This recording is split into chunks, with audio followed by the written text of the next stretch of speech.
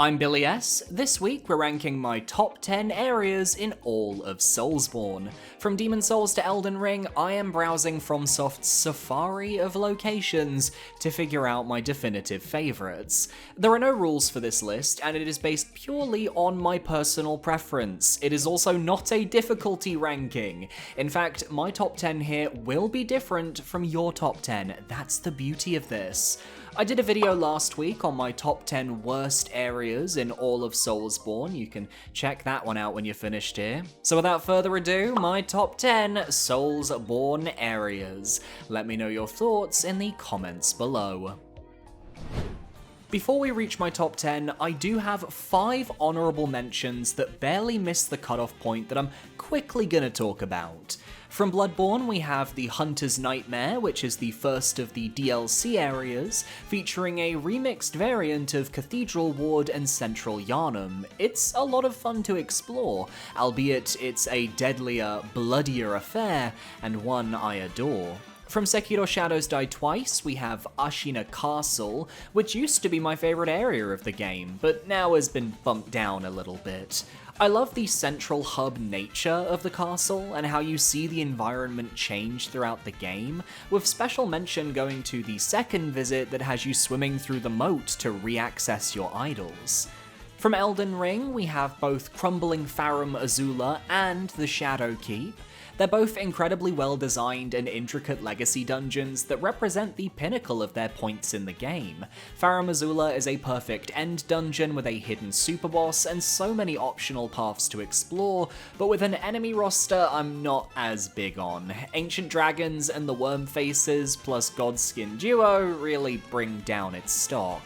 Shadowkeep, meanwhile, is one of FromSoft's largest areas to date, with 3 entirely separate wings and the main specimen storehouse, all of which feel like their own areas to explore. Ultimately, it just misses out though, because I found the overall visual design of this area to be a tad bland, and progression in the storehouse can be very confusing at times. I think each zone within the Shadowkeep has varying quality, with my favourite being the flooded church district. Lastly, and most controversially on my honourable mentions, we have Anor Londo from Dark Souls. 2 years ago, when I first started making Soulsborne rankings, I revealed that Anor Londo was my second favourite area in the original game, and I stand by that choice even now. It's gorgeous, ethereal, and washed in golden light, but I always felt it was empty in a way that didn't appeal to me. I get it's part of the story and Gwendolyn's illusion, so from that perspective an empty abandoned city makes total sense, but there was just something back then that didn't quite scratch that itch for me, and that's what keeps it in 11th place. With all that out of the way, let's reveal my top 10. At number 10, we have 3-1, Prison of Hope from Demon Souls. The first archstone of the Tower of Latria. I have gushed about the quality of this area multiple times on this channel. In fact, if we're talking horror, I think Prison of Hope is, straight up, the strongest area in the series. You have to navigate a broken down prison where a majority of the inmates have gone insane, while the halls are stalked by bell-wielding mind flayers. Should the jailers spot you, they'll use magic to paralyze you, followed by a brutal grab attack that will leave you in tatters. The challenge of the prison is in the exploration, as you need to find a series of keys that allow you to open more doors to continue progressing forwards. Upwards, downwards, backwards, it can get very confusing on a first time playthrough, but that just adds to the atmosphere of dread that this level provides. Some of my favourite moments include the reveal of the ballista on the far side of the outer bridge leading to the church, showcasing just how hard it is to reach salvation for the prisoners. The reveal on the ground floor of a writhing mass of souls, an eldritch creature beyond anything we've seen before, is also extremely striking. Hearing Lord Rydell's screams of anguish as you explore, or the sad sounds of the imprisoned noblewoman's song, really elevates the energy of this place, at least on the PS3 version that I've played. The prison is then capped off with an interesting puzzle boss against the Fool's Idol, a recreation of the Queen of Latria designed to fool the congregation. but she can only be defeated if you kill the servant on the balcony to the right of the boss room. It's such a devious little trick, and if you don't know about it beforehand, I think it's honestly quite cruel. Aesthetically, this level is also just fully my vibe. Dark greens, blues, hues of yellow lighting, blood on the floor, torture traps, tight corridors. I've said it before, I'll say it again, this is a fantastic Resident Evil game. It was between Prison of Hope and Anor Londo for my 10th place spot, and I ultimately wanted to feature a Demon Souls location, so that's what broke the tie. At number 9, we have Darkroot Garden from Dark Souls, my favourite area of that game. This is where people will start to realise that my personal tastes are what determine my favourite areas in the series, and no amount of difficulty discussion will sway when I just vibe with a location. This is a fully personal pick that I don't expect people to understand right away. Darkroot Garden comes at a perfect time within a Dark Souls playthrough, as this rather peaceful and relaxing area that is drenched in an eternal night. The bioluminescent plant life shines little pockets of light across this overgrown forest, while creepy creatures lurk in the dark. Some of my favourite enemy variety can be found here. We have plant monsters that disguise themselves as bushes before popping out to attack you. We've got stone guardians who can cast a slowness effect on the player before attacking. We've got whatever the fuck this thing is. And even the trees walk around. Some people like mushrooms, we've got those. Some people like cats, we've got those, and they will scratch you. Forest hunters roam the woods at Alvina's behest, a covenant you can join to gain an immunity from a painful boss run back. And this area has 2 very distinct bosses to overcome as well. The Moonlight Butterfly, whose gimmick is hated, but I still love the atmosphere, and Great Grey Wolf Sif, who has one of the most tragic backstories in the game. But going back to Darkroot appearing at the perfect time for me, you can access this area after getting through the Undead Parish for the first time, and most players will just immediately head down to the depths, then to Blighttown, so they can ring the second bell of awakening. Sometimes though, you don't want to jump right into that. You want to take a break, look at the scenery, explore an optional area like Darkroot that isn't too hard nor too long. It's like a little pit stop between the more story-intensive areas, and when you return later in the game, exploring the second half feels just as relaxing as the first. There's so much space, which some critique as the area being empty, but for me, it adds to the ambiance and the world. I love an open area like this where I can still get a little lost trying to find my way through the various clearings. Darkroot is a perfect rest between tougher zones, and combined with a gorgeous aesthetic design that stands out from the rest of the game, you have an area I always feel excited to revisit.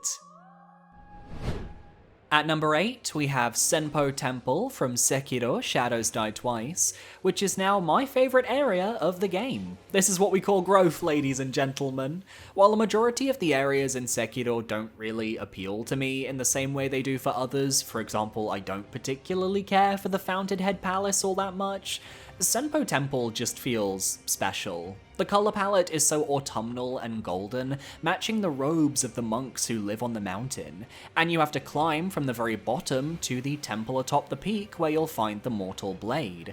The opening segment with copious amounts of monks in the forested zone is one of my favourites, as there are so many ways to go about dealing with all the enemies, or just running through and ignoring them altogether. Trees you can grapple up to for quick death blows from above, bushes to hide in, that sort of stuff. This continues throughout Senpo, as the area feels very comfortable throwing a lot of enemies your way, but trusts that you'll be able to handle them. The tougher monks that whirl around with a spinning moveset are extremely difficult enemies, but get placed sparsely in the level so that each appearance feels like an event. Sometimes you run into infested enemies who you can't kill due to the centipede inside of them, but which make you jump out of your skin when you meet them. And we even have a few mini-bosses, like the long-armed centipede in a building in the second half. He's not my favourite, but I respect that he's there. The armoured warrior, though, is fantastic, and a great subversion of what you've come to expect from Sekiro. We even have a few optional paths, like the way to the pinwheel for Kotaro, or swimming beneath the lake to get the Holy Chapter Infested scroll later in the game. How about the cave behind the final temple you can explore as well? We even have a secret path to the Sunken Valley, where you can puppeteer this enemy so you can go kill the giant serpent. The only major downside to Senpo Temple being that the end boss, the folding screen monkeys, are kinda awful if you try and fight them the intended way.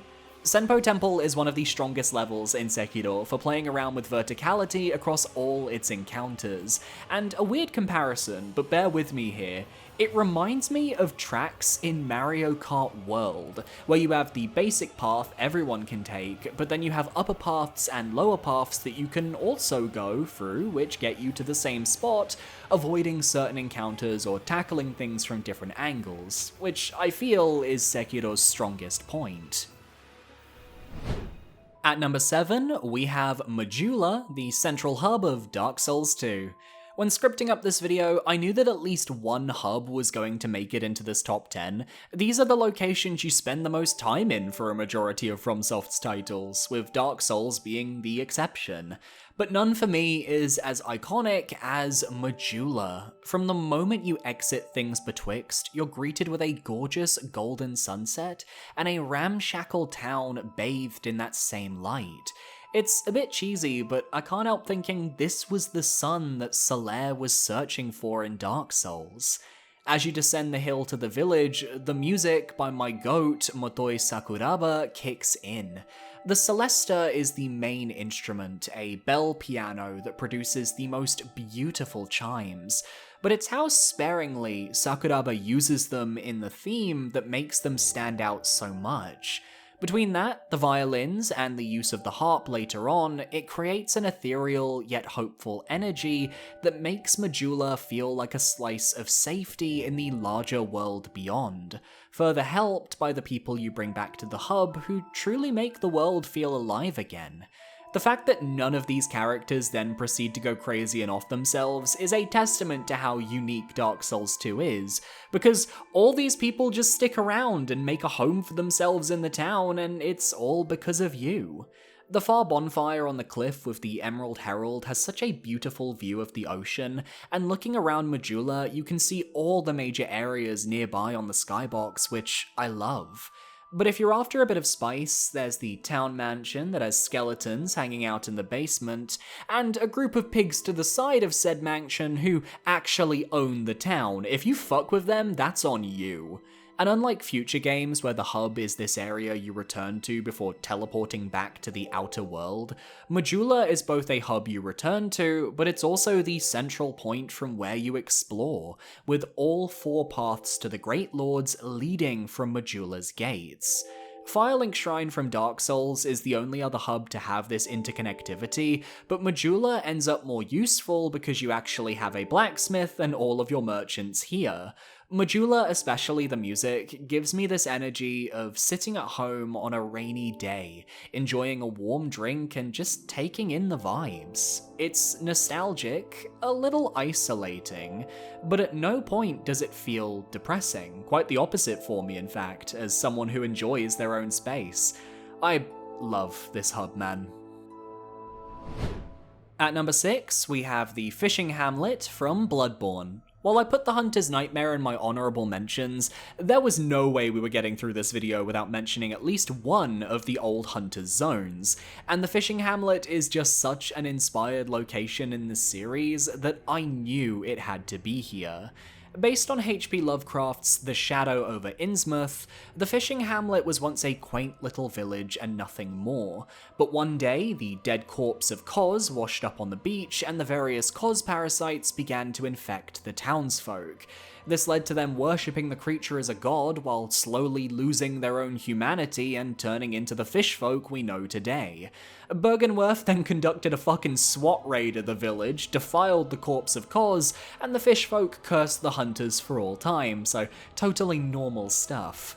When we arrive, we have to fight through the various villages in order to reach the orphan. Regulars, shamans and their magic, ranged attackers who can call down lightning, fish dogs, and of course, the terrifying fish sharks. There's a healthy amount of unique enemy designs in this roster that really lends the fishing hamlet a feel all its own.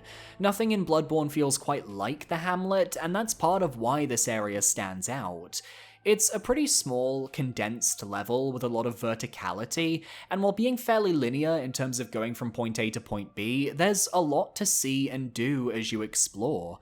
I like going through the optional nooks and crannies, finding every Brador invasion and going down every path. Except the well, fuck the well. The aesthetics too are just right up my alley. A little blue, a little algae green, very melancholic. You can tell that something bad happened in this village.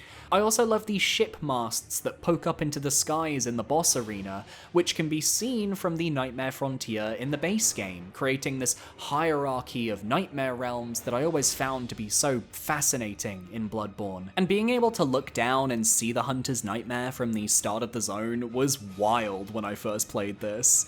The fishing hamlet just felt like a breath of fresh air for Bloodborne, hitting the same beats as Castle Cainhurst by featuring something entirely different to the werewolves and aliens we were used to at this point. And I always look forward to replaying the DLC so I can jump back in and re-explore the village. It helps that the final boss, the Orphan of Kos, is one of my favourite fights in the entire series as well, and my best fight in the game. But we can leave my top 10 Soulsborne boss fights for another video. At number 5, we have Irithyll of the Boreal Valley, the only area from Dark Souls 3 to make it onto today's list. In the past, I've explained that Dark Souls 3 areas are great on paper, but as a cohesive and complete game, I can't say any of them really wowed me beyond a small handful. For example, I can't really stand the Ringed City area. I don't care for most of the early game, and aside from Lothric Castle, the Grand Archives, and the High Wall of Lothric, nowhere else really stands out for better or for worse. But Irithyll comes at just the right point in the game to make a great impact. You've just left the catacombs behind and you emerge into this insanely gorgeous skybox. The cold chill of the winter wonderland ahead, accented with shimmering auroras and blues and whites. That first bridge with Pontiff's pets acts as a great jump scare moment, and the entire level that follows is one of the most expansive of the game. You're wrapping around city streets, going through alleyways and buildings, down to the lower lake, and eventually making your way up to the Pontiff's cathedral. I've always found the interconnectivity of the level to be its strongest aspect, which is impressive for what I consider to be one of the more linear levels in the game. You have enough long stretches between shortcuts to give you a challenge, and the enemy roster here only adds to this. Fire Witches and Pontiff Knights make up the main threats early on, taking a lot of skill to overcome, while the invisible slave creatures make up the main threat of the second half. You first meet them in this dark building you have to run through, but they are found throughout the rest of the zone and they will try and snipe you. This one street after the Silver Knight house is infamous to me as one of the toughest parts of the game.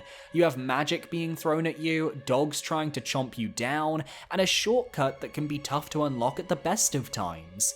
Pontiff is one of the best bosses in the game and a great challenge on level 1 runs, but the area isn't over after you beat him, as Irithyll technically progresses all the way until the elevator up to Anor Londo. So you've got Silver Knight archers you have to avoid on the rooftops, the Hidden Covenant area with 2 of Pontiff's beasts you have to slay, and the location of every PvP experience in Dark Souls 3.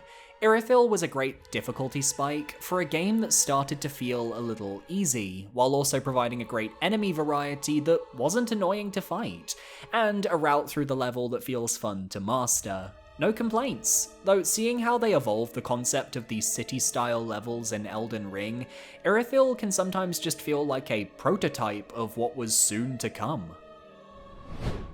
At number 4, we have Broom Tower from Dark Souls 2. Now, if you told me a Dark Souls 2 area would make it into my top 5, let alone my top 4, I might have laughed at you.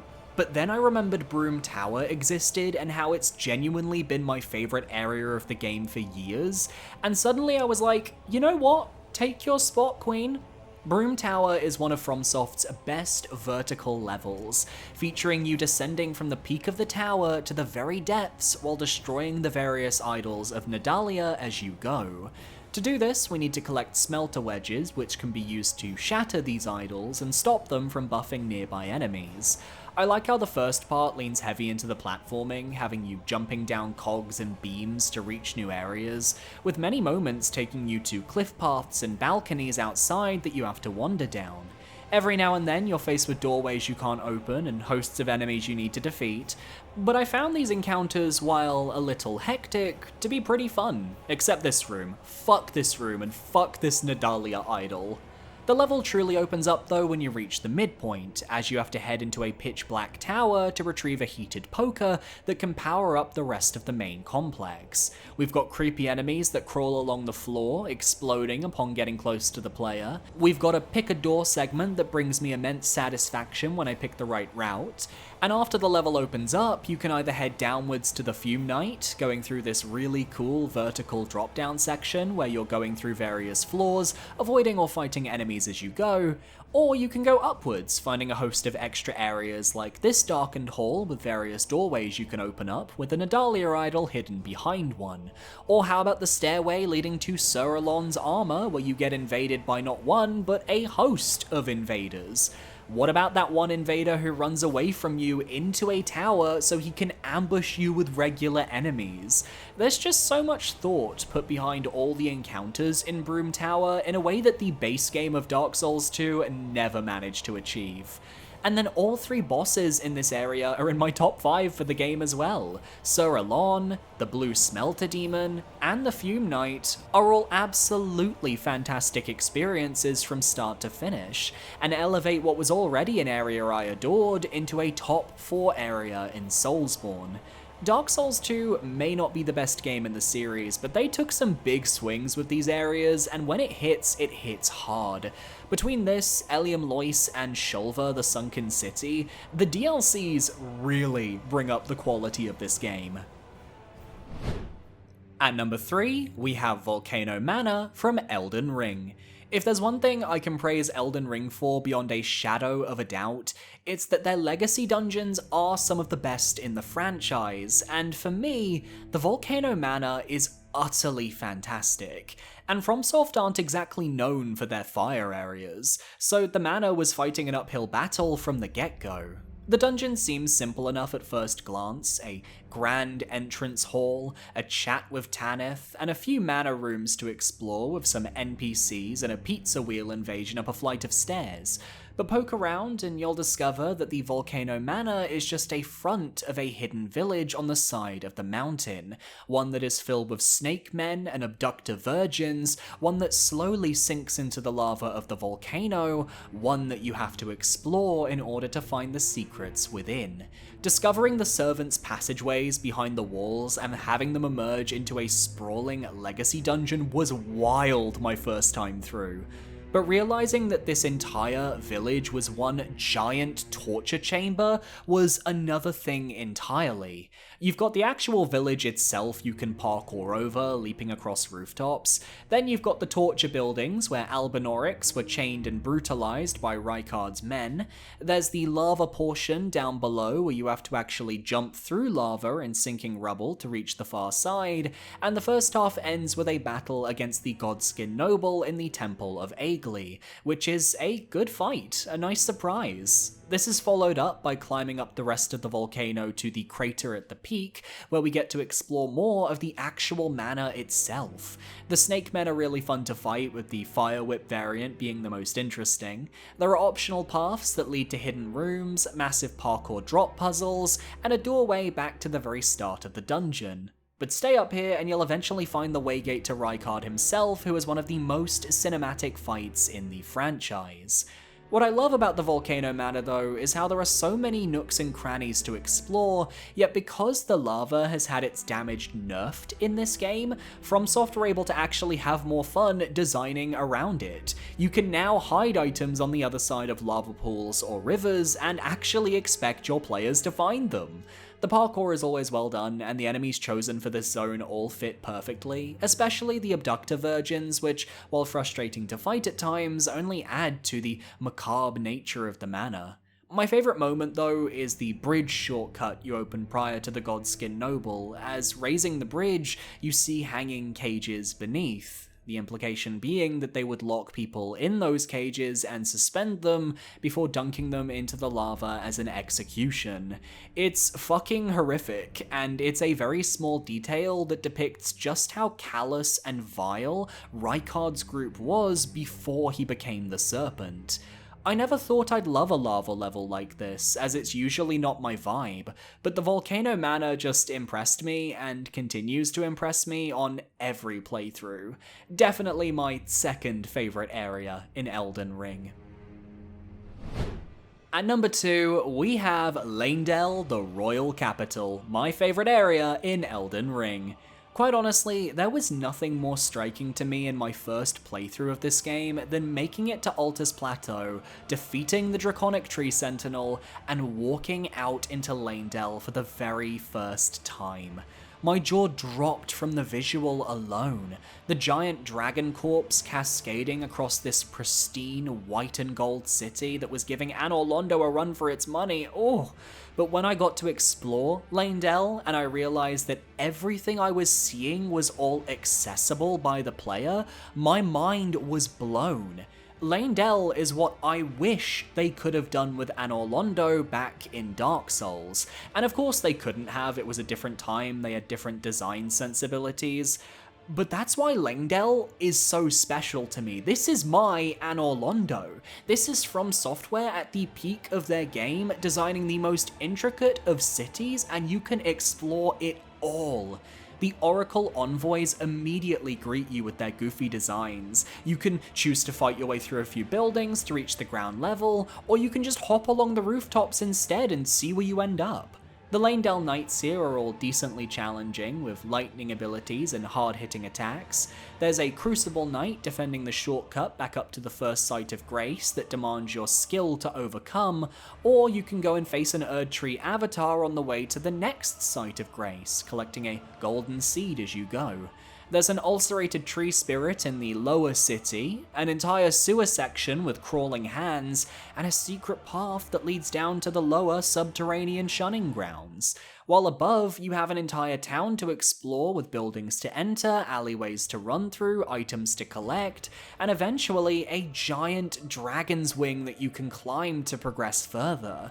To the west, a replica of the Round Table Hold exists, which is always a fun trope to play with. Seeing your hub in its true form as a part of Leyndell broken from disrepair is wild. Climbing the roots of the Erdtree itself, though, to fight Golden Godfrey and eventually head up to Morgott is the real treat of this area. One preview of a boss that is beloved by the community, and a battle against the very king of Leyndell, who also happens to be my favourite boss of Elden Ring's base game. I love Morgott, I love his rivalry with us, and I love how despite being a fairly easy fight, he puts up a lot of punch. And even after winning, we have an entire outer section of Leyndell leading to the Forbidden Lands Grace, which is later overrun by Ash in the endgame, where you can collect the Erdtree's Favor +2 talisman. Leyndell just has so much to do that I could spend hours here cleaning everything out and I wouldn't get bored. It's just the right size to not feel too imposing or overwhelming, and it does everything I've wanted from this open world style of area design. It's going to be so hard for FromSoftware to top this in their next mainline game, but I'm so excited to see them try. And yet, it's not my favourite area in Soulsborne. That goes to... At number 1, we have Central Yharnam from Bloodborne, my favourite area in all of Soulsborne. Bloodborne is my favourite Souls game, that's not really up for debate. I vibe with the genre it tackles, werewolves, aliens, Cthulhu, and I love the more aggressive playstyle it facilitates. But had Central Yharnam not been the opening level, I'm not sure if this game would have clicked with me in the same fashion, because part of why Bloodborne lands so heavily with gamers is because those opening hours are fucking flawless. Central Yharnam is the best opening area in a Souls game and the true tutorial for what Bloodborne actually is. You're eased into every situation, starting with the crowd control of a deadly mob in the street, before allowing the player to go to so many different paths that you'll find yourself lost in the alleys. You can head down to multiple different sewers in order to fight some tough opponents and collect some useful gear, like a new armor set, or even a weapon near these rats. These sewer paths also lead to important areas and NPCs like Eileen the Crow or Father Gascoigne's daughter with the music box. You could also just stick to the lower streets, exploring a promenade with some trolls and a darkened house where a sneaky wheelchair user awaits. It's one of my favourite moments in Bloodborne, seeing people react to that wheelchair enemy. It's a great time. Which then leads to unlocking the shortcut back to the Lantern, which is where a majority of your Central Yharnam experience will revolve around. The fact that from the Lantern you can get anywhere in the level with relative ease, yet still have everything feel complex, is astounding to me. And then there's the upper path, the bridge leading to the ward with werewolves and trolls and ravens that you have to battle through. The werewolves I love especially much, as they act as a great tutorial for not fighting everything you see. You'll first run into them coming from this angle on screen, but if you search around, find that darkened house from earlier and make it to the upper floor, you can come out on the bridge avoiding the werewolves altogether, problem solving at its finest. Here you have a battle with the Cleric Beast, a stunning opening boss who leaves everything on the table by showcasing one half of Bloodborne's enemy design philosophy, and that music accompanying the fight is spectacular. Meanwhile, on a lower bridge where you can avoid a giant ball of fire, you'll find the path to the graveyard where you'll face Father Gascoigne, the other half of Bloodborne's enemy design philosophy, that of a true hunter, someone who can use your abilities and who you have to take care while fighting. No matter where you go, Bloodborne will force you to play by its rules, even ensuring that you can't level up until you've gained some insight. It's asking you to play over half of the level at your base skill level so you can prove you understand how it all works before being given the ability to craft your own build. It's such a ballsy move, but absolutely works wonders. Not to mention, I'm British. I know these streets, I know this architecture. It's very inspired by the Gothic Victorian era, and all the accents and voices are so beautifully English, mate. It's London. This is like the UK equivalent of what Lumiere is in Expedition 33 for French people. That's right, you Soulsborne fans who specifically like the Bourne, yeah, you like the British. Sit with that for a while. I can only heap praise onto Central Yharnam, and I truly feel this will remain my favourite area in Soulsborne for the rest of my days, and it makes Bloodborne so infinitely replayable. And that's my list. Those are my top 10 areas in Soulsborne that I just absolutely adore. Let me know down below what your top 10 is and which areas make you feel that special feeling. And be sure to parry that subscribe button so you can stay up to date on all my future videos. My social medias are on screen now. You can follow me over on Blue Sky, on my Twitch channel, or on my Discord, where you get updates on all of my future videos and live streams. Massive shout out to my YouTube channel members for supporting me for another month as well. You guys are amazing, thank you so much. It's $4.99, you get a shout out, and you get a couple extra videos every now and then. So thanks for watching, and I'll see you guys next time. Adios.